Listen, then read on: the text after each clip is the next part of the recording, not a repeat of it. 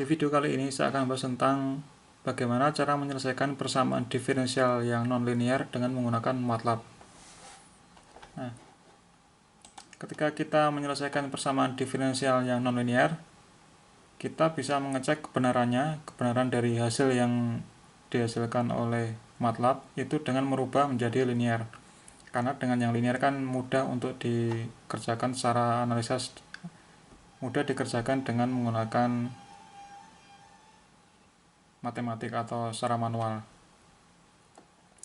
Nah, contoh persamaan diferensial yang nonlinear itu bisa kita lihat dari sebuah gerakan pendulum. Jadi nanti gerakan pendulum itu adalah menghasilkan sebuah persamaan diferensial yang nonlinear. Nah, kita turunkan dulu persamaan gerakan dari pendulum untuk mengetahui persamaan diferensialnya. Nah, ini adalah pendulumnya atau bandul ya. Bandul ini digantung di atas, ini ada tali, ini ada massa M. Nah, kalau kita gerakkan ke kanan kemudian kita lepaskannya, dia bergerak gini. Nah, itu adalah gerakan pendulum. Nah, sudutnya ini adalah theta, panjangnya adalah L, dan ini adalah massa M, ini adalah talinya. Nah, kita asumsikan concentrated mass M, jadi masanya itu terkonsentrasi di sini. Nah, kemudian untuk tali, masanya jauh lebih kecil dari massa M, sehingga massa tali bisa diabaikan. Jadi yang kita perhitungkan adalah hanya massa dari M ini. Massa tali kita abaikan karena terlalu kecil dibandingkan dengan massa M. Nah, sebelum kita bisa mengetahui persamaan gerak atau persamaan diferensialnya, kita terlebih dahulu membuat free body diagramnya atau diagram body bebasnya. Nah, kita fokus ke pendulumnya ini. Jadi dia kan bergerak gini, kiri kanan kiri kanan kiri kanan. Ketika dia bergerak ke kanan, nah ini kita gambarkan di sini. Jadi posisi ini adalah posisi pendulum ketika dia masih bergerak ke kanan gini. Nah, gaya-gaya apa yang terjadi? Nah, karena gerakannya karena pendulum ini bergerak, berarti terdapat dua jenis gaya. Yang pertama adalah gaya statik, yang kedua adalah gaya dinamik. Nah, gaya statik itu adalah gaya yang besarnya konstan, sedangkan gaya dinamik itu besar gayanya berubah-ubah. Nah, dimaksud dengan gaya dinamik itu adalah gaya inersia. Nah, ini gerakannya sesuai dengan kesepakatan kita tadi bahwa posisi pendulumnya ini dia masih bergerak ke kanan. Nah, kita gambar dulu gaya statiknya, yaitu gaya gravitasi. Hanya ada satu gaya statik yang bekerja pada massa ini, yaitu gaya gravitasi mengarah ke pusat bumi sebesar M kali kan G. Nah, untuk memudahkan analisis kita akan rubah seluruh gaya-gayanya itu jadi ini. Jadi lurus ini adalah sumbu X-nya, ini adalah sumbu Y-nya. Anggap aja seperti itu. Ini sumbu X, ini sumbu Y, ini bentuk siku-siku. Nah, karena kita mau menganalisis gaya yang nanti kita gambarkan ke dalam sumbu X ini dan sumbu Y, maka gaya gravitasi ini kita harus uraikan menjadi komponen-komponen gayanya, yaitu searah dengan sumbu yang ini, searah dengan tali, kemudian yang kedua adalah yang tegak lurus tali. Nah, dengan demikian karena ini sudutnya adalah theta, jadi ini tetanya itu mengarah ke sana, karena dia bergerak ke sana, itu theta, sebesar theta. Kemudian karena dia bergerak dengan memiliki kecepatan tertentu, maka ini adalah theta dot, dan theta double dot itu memiliki percepatan. Ini simpangannya dengan kecepatan tertentu dengan percepatan tertentu. Ini artinya ini. Nah, berarti karena ini theta, berarti ini juga theta. Yang ini ya, tetanya ini, berarti ini di sini ini adalah mg cos theta. Jadi yang mg ini kita uraikan menjadi mg cos theta, searah talinya ini ke arah bawah, dan juga searah ini mg sin theta, ini tegak lurus. Jadi mg itu kita hilangkan, kita ganti dengan mg cos theta berarah ke sini, dan mg sin theta berarah ke sini. Nah, itu untuk gaya statik. Nah, sekarang kita membahas tentang gaya dinamiknya. Gaya dinamiknya adalah berupa gaya inersia. Nah, yang pertama-tama karena massa ini bergerak ke kanan, berarti akan ada gaya inersia yang arahnya berlawanan dengan arah gerak. Ketika masanya bergerak ke kanan, maka akan ada gaya inersia yang mengarah ke kiri, yaitu di sini. Kita gambarkan titik-titik seperti ini supaya kita tahu bahwa ini merupakan gaya dinamik, yaitu gaya inersia. Gaya inersia benda yang bergerak dalam arah lurus translasi itu adalah M kalikan A. A adalah percepatan dalam arah lurus. Ini adalah gaya inersianya. Kemudian gaya inersia yang lain adalah karena dia pergerakannya berputar, berarti akan ada gaya inersia yaitu berupa gaya sentrifugal, yaitu di sini. Sebesar Fs sama dengan mv kuadrat per R, sedangkan R-nya itu adalah L. Ini adalah L. Ini adalah gaya inersia mv kuadrat per L. Nah, tetapi gaya inersia yang berupa gaya sentrifugal ini dilawan oleh tegangan tali ini. Jadi gaya sentrifugal ditambah dengan mg cos theta itu sudah diseimbangkan oleh T, sehingga ini tidak ada gerakan dalam arah radial. Jadi ini radiusnya tetap, jadi tidak ada gerakan dalam arah radial. Nah, dengan demikian ini seimbang, T itu sama dengan mg cos theta ditambah dengan Fs ini. Sehingga karena dia konstan, maka tidak bergerak dalam arah radial, maka kita abaikan ini. Baik yang gaya yang ini, Fs mv kuadrat per L ditambah mg cos theta kita abaikan, dan T juga kita abaikan. Sehingga hanya ada dua gaya yang menyebabkan dia bergerak, yaitu mg sin theta dan juga M kalikan A. Nah, sehingga gayanya akan hanya terdiri dari dua, yaitu mg sin theta ke arah kiri dan juga M kalikan A ke arah kiri. Nah, sekedar review untuk gaya inersia. Kenapa gaya inersianya itu ke arah kiri? Kenapa kita pakai gaya inersia? Karena kita menggunakan hukum Newton pertama. Jadi ingat, inersia itu selalu berlawanan arah dengan arah geraknya. Nah, sebagai contoh ini kalau misalkan ditaruh di sini, kalau ini tangan saya gerakkan ke kiri, dia akan jatuh ke kanan. Nah, ketika dia ke kiri dia jatuh ke kanan, berarti ke kanannya itu dia merupakan gaya inersia, sehingga gaya inersia itu selalu berlawanan arah dengan arah geraknya. Begitu juga dengan kalau jari saya gerakkan ke kanan, maka dia akan jatuh ke kiri. Nah, berarti gaya inersianya itu ke kiri ketika jari saya bergerak ke kanan. Nah, sama dengan ini. Jadi ketika masanya itu bergerak ke kanan, maka inersianya adalah ke kiri. Begitu juga yang gaya sentrifugal. Karena ini gerakannya melengkung, gerakan dari masanya dia melengkung mengikuti panjang tali ini, maka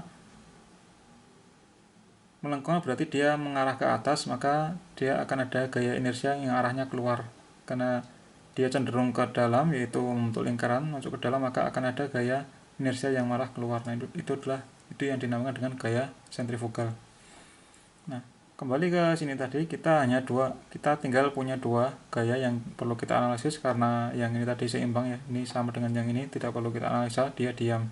Nah, yang menyebabkan dia bergerak adalah mg sin theta dan ma. Ini arahnya sama, kita bisa gunakan hukum Newton pertama. Nah, tapi sebelumnya kita perlu rubah dulu A-nya. A itu adalah percepatan dalam arah lurus, sedangkan ini itu adalah kecepatan dalam arah yang kita tahu itu adalah tetanya.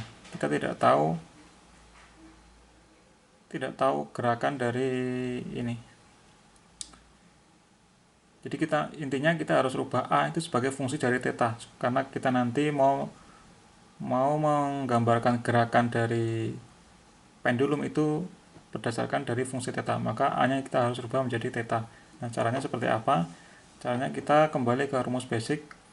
Ini ada sebuah busur lingkaran, kemudian ada theta, jari-jarinya R.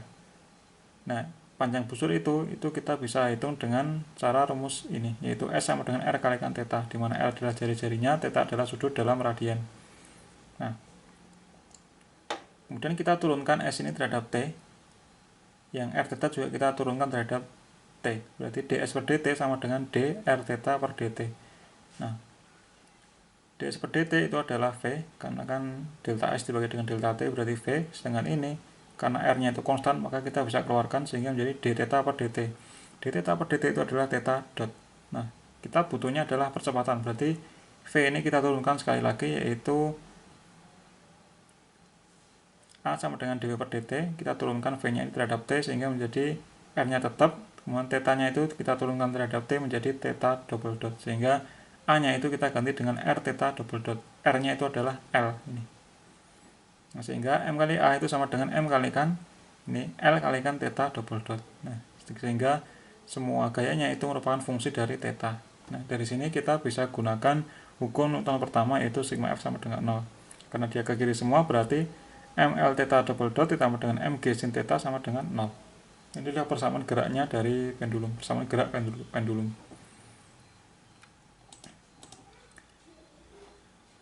Atau persamaan gerak pendul saya tulis ulang, yaitu ML θ double dot tambah MG sin θ sama dengan 0. Itu sama dengan ini tadi ya.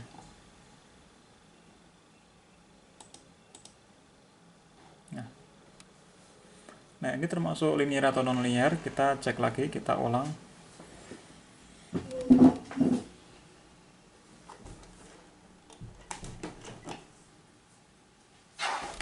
Nah, kita review lagi tentang syarat persamaan diferensial linear. Nah, ini adalah bentuk umumnya, yaitu Px y double dot tambah Gx y dot tambah Rx kalikan y sama dengan Gx. Nah, persamaan ini kita katakan linear, itu syaratnya ada dua. Yang pertama, variabel dependen dan turunannya itu pangkat 1. Kita lihat, variabel dependennya itu adalah y, dan turunannya adalah y dot serta y double dot, itu pangkatnya 1. Kita lihat, y double dot pangkatnya 1, y dot pangkat 1, y nya pangkat 1. Jadi ini sudah memenuhi syarat yang pertama. Syarat yang kedua, baik P, Q, R maupun G itu adalah bisa konstanta, bisa hanya fungsi X. Jadi hanya merupakan persamaan yang melibatkan variabel independen. Variabel independennya adalah, dalam hal ini adalah X misalkan. Nah, kita cek di sini. Ini bukan konstanta, ini bukan konstanta, bukan konstanta, bukan konstanta. Jadi kalau ini konstanta, Px, Qx, Rx, dan Gx ini konstanta, maka kita bisa katakan dia linear. Atau kalau ini merupakan fungsi dari X, fungsi dari variabel independennya. Misalkan X, P itu fungsi X saja, Q juga fungsi X saja, R juga fungsi X saja, G juga fungsi X saja. Nah, ini juga bisa kita katakan sebagai persamaan diferensial linear, karena variabel dependen dan turunannya pangkat 1, serta PQR itu, PQR dan G itu konstanta, atau dalam hal ini dia hanya fungsi X saja. Nah, kita kembali ke yang persamaan pendulum, yaitu ML θ double dot tambah MG sin θ sama dengan 0. Ini kalau kita samakan dengan bentuk umumnya ini, maka Px-nya itu adalah ML, kemudian Gx-nya itu adalah minus Mg sin θ. Nah, kita lihat variabel dependen dan turunannya itu adalah θ. Variabel dependennya adalah θ. Serta turunannya adalah θ double dot. Kita lihat θ double dot adalah pangkat 1, berarti oke. Nah, sekarang yang menjadi masalah adalah ini Gx-nya. Gx-nya itu kalau pengen dia pengen linear, itu harus hanya merupakan fungsi variabel dependennya, dalam hal ini hanya fungsi T, karena ini variabel dependennya adalah T, atau dia merupakan konstanta. Nah, kita lihat yang G-nya, dia merupakan fungsi dari variabel dependen. Nah, berarti ini tidak memenuhi persyaratan dari linear, karena yang linear itu G-nya itu bisa konstanta atau hanya fungsi variabel independen. Variabel independennya adalah X, sebagai contoh ini X. Kalau ini berarti harusnya dia fungsi T. Kalau dia fungsi T, persamaannya hanya melibatkan T, itu berarti kita bisa katakan linear. Kalau seperti ini, dia merupakan fungsi variabel dependennya, yaitu yang θ, berarti ini non linear. Nah, sehingga ini ya, jadi karena G-nya itu bukan merupakan variabel independen, bukan fungsi variabel independen, dia justru fungsi dari variabel dependen, yaitu θ, maka ini non linear, dan ini susah diselesaikan secara analitik atau dengan matematik. Nah, karena susah diselesaikan secara manual, maka kita lakukan dengan cara numerik. Jadi karena persamaan diferensial non linear itu susah dilakukan solusinya, susah dicari solusinya secara analitik, maka kita perlu metode numerik yang kita lakukan dengan program MATLAB, salah satu fungsi di program MATLAB. Nah, kita bisa ketahui solusi dari nonlinear persamaan diferensial nonlinear ini dengan numerik di MATLAB. Nah, tetapi untuk bisa mengecek kebenaran dari numerik yang dihasilkan oleh MATLAB, kita perlu ubah jadi linear. Jadi persamaan tadi kita jadikan linear untuk mengecek kebenaran dari hasil numerik yang dilakukan oleh MATLAB. Seperti itu ceritanya. Nah, bagaimana caranya untuk merubah dari nonlinear menjadi linear? Caranya adalah sebagai berikut. Ini adalah persamaan tadi, ml theta double dot tambah mg sin theta sama dengan 0, persamaan gerak dari pendulum tadi. Nah, ini kita jadikan koefisien dari pangkat tertingginya itu 1, sehingga ini sebelah kiri sama dengan kita bagi dengan ml, sebelah kanan sama dengan juga dibagi dengan ml. Sehingga ini menjadi theta double dot tambah mg dibagi ml sin theta, ini 0 dibagi dengan ml, yaitu tetap 0. Nah, M kita bisa coret sehingga persamaan geraknya menjadi theta double dot tambah G per L sin theta sama dengan 0. Nah, ini kan masih nonlinear karena yang ini itu merupakan fungsi variable dependent, merupakan fungsi theta. Nah, cara untuk mengganti atau merubah persamaan ini menjadi linear, kita bisa asumsikan bahwa tetanya itu sangat kecil. Nah, ketika tetanya sangat kecil, berarti kan sin theta itu mendekati 0. Nah, karena tetanya juga mendekati 0, berarti kita bisa anggap bahwa sin theta itu sama dengan theta.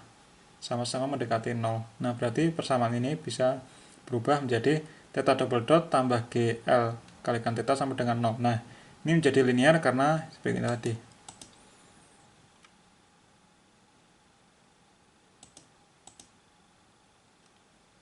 Seperti ini tadi, syaratnya tadi berarti ini Rx-nya.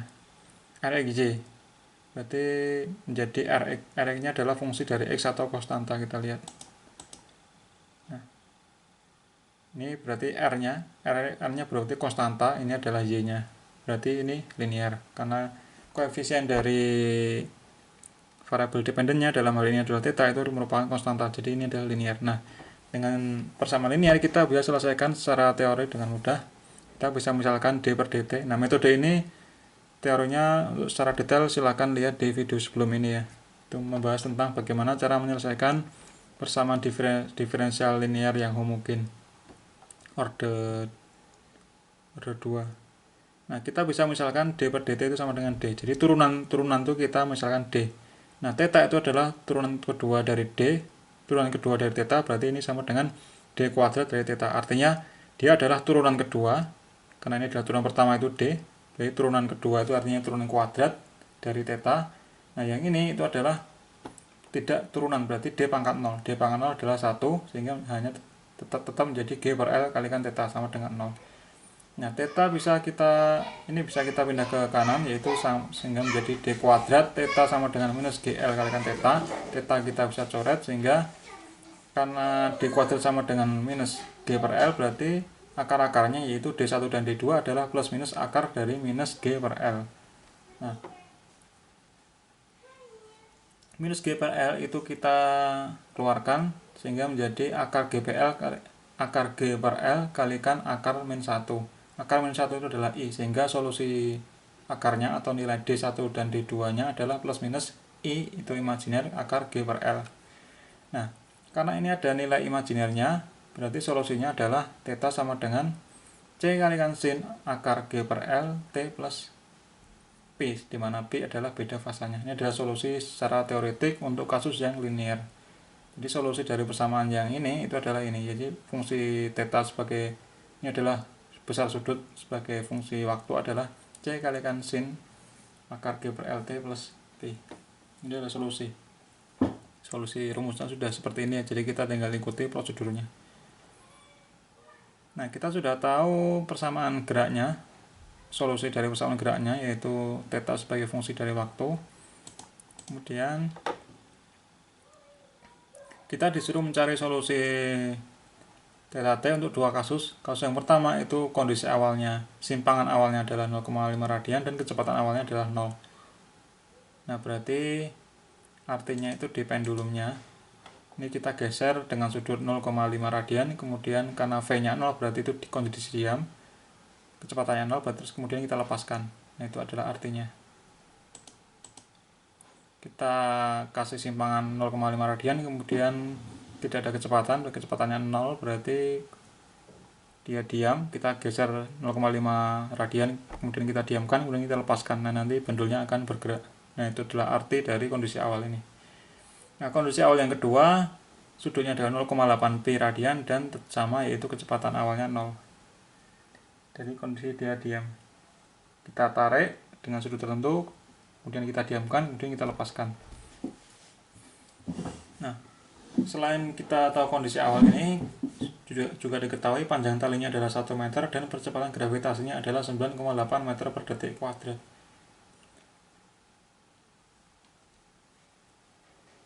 Nah, kita masih membahas yang linear tadi, bahwa untuk yang kita ubah yang linear, yaitu yang θ-nya itu sangat kecil, solusinya adalah θ sebagai fungsi dari T adalah C kalikan sin akar G per LT plus Pi. Nah, kita bisa cari nilai C dan nilai Pi, sudut fase angkelnya itu, sudut fasanya itu berdasarkan kondisi awal ini, θ0 dan θ.0 nya. Nah, ini karena dia fungsi θ, berarti nanti kita tinggal memasukkan nilai ini, θ0 sama dengan setengah. Nah, dengan kondisi awal bahwa θ dot itu sama dengan 0, berarti kita harus turunkan dulu θ ini satu kali, sehingga menjadi θ dot sama dengan C kalikan cos dalam kurung ini, cos akar G per LT tambah Pi, dikalikan dengan turunan dari yang ada di dalam kurung. Turunannya adalah akar G per L, sehingga T dotnya itu adalah C kalikan akar G per L cos akar G per L akar G per LT plus Pi. Nah, kita tinggal masukkan ketika kondisi θ ketika T-nya 0 itu setengah, berarti ini menjadi setengah sama dengan C sin, ini 0 karena T-nya 0 kan, C sin 0 tambah Pi, sehingga setengah sama dengan C sin Pi. Itu untuk yang kondisi awal dari simpangannya. Kemudian kita masukkan juga kondisi awal dari kecepatannya. θ dot ketika T-nya 0 sama dengan 0, kita masukkan ke sini. Berarti ini 0 sama dengan C akar G per L cos ini 0 plus Pi. Nah, sehingga ini kita bisa pindah C akar G per L, kita pindah sebelah kiri sama dengan tetap 0, berarti 0 sama dengan cos Pi. Nah, berarti nilai cos itu 0, berarti Pi-nya adalah 90 derajat. Nah, sehingga ketika Pi-nya itu 90 derajat, kita bisa cari C-nya. C adalah setengah bagi dengan sin Pi. Sin 90 derajat adalah 1, sehingga C-nya adalah setengah. Sehingga C-nya setengah, kemudian Pi-nya adalah 90 derajat. Ini ya. C-nya setengah, Pi-nya adalah 90 derajat. Nah, maka solusinya adalah θ sebagai fungsi dari T adalah θ0 kalikan sin akar G per LT plus 90 derajat. Nah, ini θ0 ya, kita lihat. Nah, ketika θ0 nya adalah 0,5, ini ketemu C nya 0,5. Nah, berarti dengan kata lain solusinya ini setengah kalikan sin akar G per LT plus 90 derajat. Ini kita bisa ganti secara umum, yaitu θ0 simpangan awalnya. Jadi amplitudenya itu akan sama dengan simpangan awalnya. Jadi ini solusinya, θ0 sin akar G per LT plus 90 derajat. Nah, ini juga kita bisa tulis sebagai fungsi cos. Nah, dari fungsi trigonometri awal, dari tentang gelombang sinus. Gelombang sinus ketika kita tambahkan 90 derajat, maka dia akan menjadi cos. Sehingga persamaan yang di atas ini bisa kita rubah menjadi θt, θ sebagai fungsi dari T sama dengan θ0 simpangan awalnya cos akar G per L kalikan T. Akar G per L itu adalah omega. Nah, kemudian diketahui G-nya itu 9,8 dan L-nya 1. Kita cari periodenya atau waktu yang dibutuhkan untuk satu kali gelombang. Wah, cos itu kan dia sudut. Sudut itu kan berarti omega kalikan T. Berarti akar G per L itu adalah omega. Sehingga 2πf sama dengan omega kan 2πf sama dengan akar G per L, sehingga F-nya adalah akar G per L bagi 2pi, sehingga T-nya itu adalah 2pi bagi akar G per L. Nah, kita masukkan nilai-nilainya, yaitu 2pi dibagi dengan akar 9,8 kalikan 1, sehingga periodenya itu ketemu 2,06 detik. Nah, jadi dengan asumsi yang sudut θ yang sangat kecil, itu periode atau waktu yang dibutuhkan untuk satu kali gelombang itu adalah 2 detik.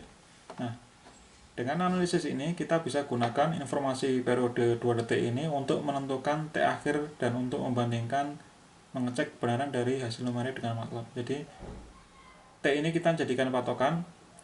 Nanti untuk untuk mengecek kebenaran yang dihasilkan dari numerik. Jadi numerik nanti di MATLAB itu akan ada hasilnya. Nah, sama enggak dia dengan periode ini? Kalau sama atau mendekati, berarti kita bisa yakin bahwa numeriknya itu benar. Nah, sekali lagi ini adalah untuk kasus yang dengan theta yang kecil.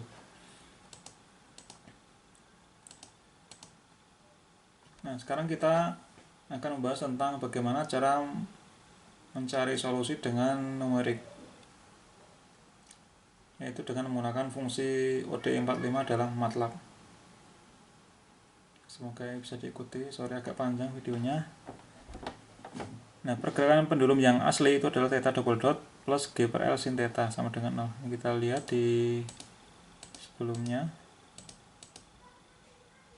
Ini ya, aslinya itu adalah ini.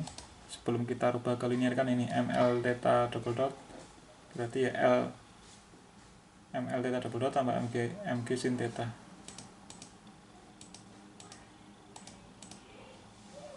Nah, M-nya kita bisa coret. Nah, tadi M-nya bisa kita coret sehingga menjadi theta double dot tambah G per L sin theta sama dengan 0. Nah, untuk menggunakan ODE45 MATLAB fungsi numeriknya kita rubah persamaan ini. Jadi kita rubah bentuknya bahwa turunan yang tertinggi itu ada di sebelah kiri sama dengan, sehingga menjadi theta double dot sama dengan minus G per L sin theta. Nah, seperti di video sebelumnya tentang ODE45, kita harus rubah ke state variable atau ke state space-nya. Ada yang menyebutkan state variable, ada yang menyebutkan state space-nya. Tujuannya apa? Tujuannya supaya menjadi order 1. Sehingga ketika jadi order 1, kita bisa selesaikan dengan ODE45. Fungsi ODE45. Nah, bagaimana cara merubah persamaan diferensial order 2 menjadi order 1? Kita bisa misalkan seperti ini. Kita misalkan bahwa X1 itu adalah theta dan X2 adalah theta dot. Nah, dengan demikian theta double dot adalah ini, theta double dot berarti X2 dot. Kemudian theta dot itu sama dengan X2. Sedangkan X2 itu sama dengan X1 dot. Jadi theta dot itu adalah X1 dot, X1 dot itu sama dengan X2. Jadi persamaannya itu kita punya dua, yaitu X1 sama dengan X1 dot sama dengan ini, X1 dot sama dengan X2. Kemudian theta dot sama dengan X2 dot. Theta double dot sama dengan X2 dot. Nah, ini persamaan yang pertama. Nah, untuk bisa menggunakan ODE45 kita butuh persamaan yang mendefinisikan X1 dot dan X2 dot. Nah, X1 dotnya adalah ini X2, X1 adalah X2, kemudian X2 dotnya itu adalah sama dengan persamaan ini. Jadi theta double dot adalah X2 dot sama dengan minus G per L sin theta. Theta-nya itu adalah X1, sehingga X2 dotnya menjadi minus G per L sin X1. Nah, ini kita punya dua persamaan. Nah, dari dua persamaan ini kita buat file functionnya atau fungsi filenya, user defined functionnya. Itu dengan cara seperti ini, function x dot sama dengan pendulum t, x. Berarti outputnya adalah x dot, nama fungsinya adalah pendulum, dan argumen inputnya adalah t dan x. Nah, karena dia merupakan order 2, ini kita lihat order 2 itu berarti dimisalkan dengan dua variabel. Berarti argumen input yang x ini akan terdiri dari dua, yaitu x1 dan x2. X1 adalah elemen ke-1, X2 adalah elemen kedua. Karena untuk menunjukkan yang ini tadi. Nah, kemudian setelah kita kasih nama fungsi, kemudian argumen output dan argumen inputnya, kita definisikan nilai G dan L. G-nya 9,8, L-nya adalah 1 meter. Nah, karena outputnya adalah X dot, berarti kita harus definisikan X dot itu apa? X dot itu untuk baris yang pertama, itu adalah X yang kedua, itu menunjukkan ini ya. Menunjukkan ini X2, X dotnya itu berarti untuk yang baris pertama adalah X2, X elemen kedua, kemudian yang baris kedua itu adalah X2 dot, yaitu minus G per L sin X1. Nah, ingat ini kita gunakan semikolon supaya nanti terbentuk dari vektor kolom. Jadi ini adalah baris pertama, ini adalah baris kedua. Nah, Kenapa dibuat seperti itu? Karena memang aturan dari pembuatan fungsi yang nanti kita bisa selesaikan dengan OD45 itu harus seperti itu. Jadi output dari fungsinya itu harus berupa vektor dalam arah kolom, bukan dalam arah garis. Oke, setelah kita membuat fungsinya, kita panggil file function tersebut dengan OD45. Nah, di awal tadi kita sudah diberitahu bahwa kasusnya itu ada dua, di mana kondisi awalnya yang pertama adalah setengah, kondisi awal yang kedua adalah simpangannya 0,8pi. Kemudian kedua-duanya itu memiliki kecepatan awalnya 0. Nah, karena kita sudah membuat fungsinya, kita tinggal panggil dengan fungsi OD45, yaitu dengan cara seperti ini. Argumen outputnya ada dua, yaitu TA dan XA, itu untuk kasus yang pertama, OD45, kemudian function handle nama fungsinya. Nah, fungsinya adalah pendulum.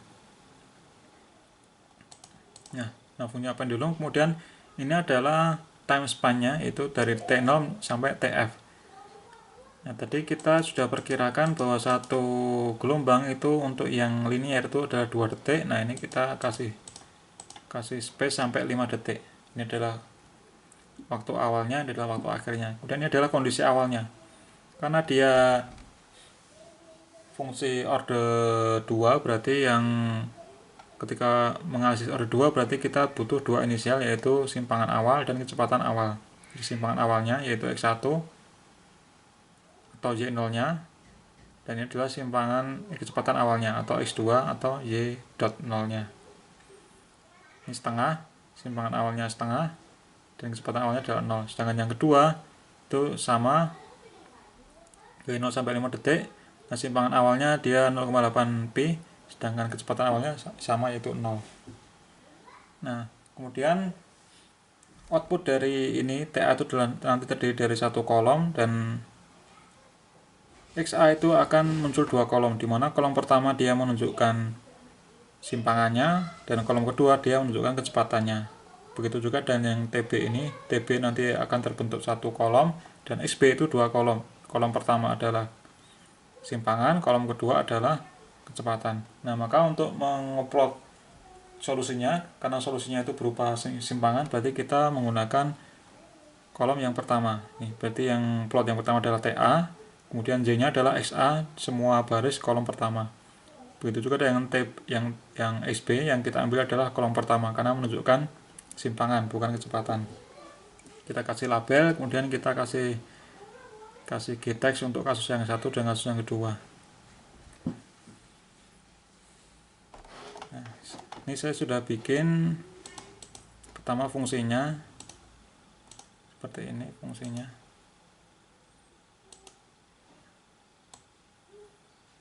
Sama dengan yang di situ. Nah, sama ya ini. Function x dot pendulum t, x, kemudian kita definisikan nilai gravitasi dan L-nya, dan kita tulis ini x dot adalah yang baris pertama adalah x, yang kedua ini adalah ini kan ada dua elemen tadi ya. Yang ini adalah elemen kedua, ini adalah dari elemen 1. Nah, fungsi ini kita tulis dengan nama pendulum.m, ini sudah saya simpan. Nah, kemudian langkah selanjutnya kita panggil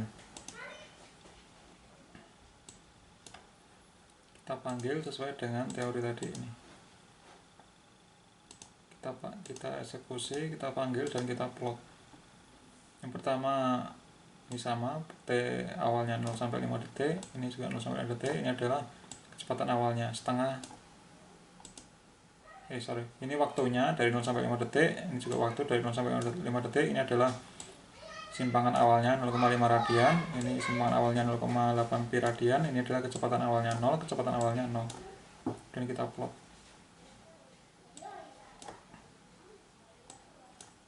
Kita bisa langsung eksekusi.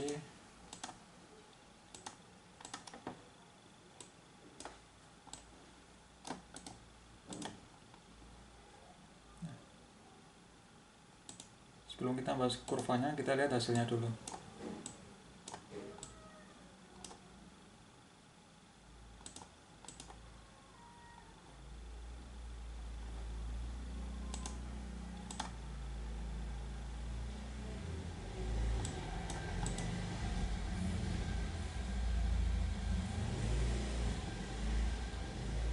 simpan dalam ini ya, workspace-nya ya. Langsung kita bahas di kurvanya aja. Nah, masalah ini belum selesai, kita harus kasih refer dulu, yaitu ini kasus yang pertama itu yang biru ini, kasus yang kedua adalah yang kasus yang kedua ini. Nah, kita lihat TA dia satu kolom, kita lihat ya, TA satu kolom, sedangkan XA dia lihat di sini, nggak kelihatan, sorry.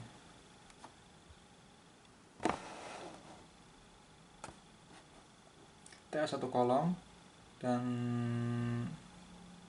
TB juga satu kolom. Nah, sekarang XA nanti terdiri dari dua kolom. XB nya dua kolom, dimana kolom pertama itu adalah menunjukkan simpangannya, kolom kedua adalah kecepatannya. Nah, kita lihat di kurvanya ini,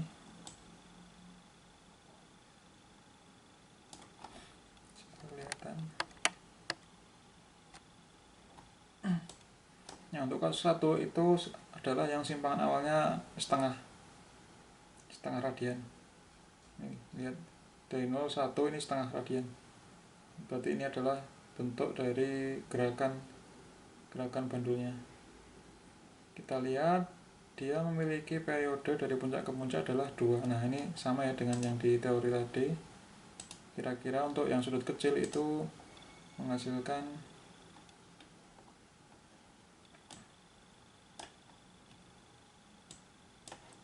menghasilkan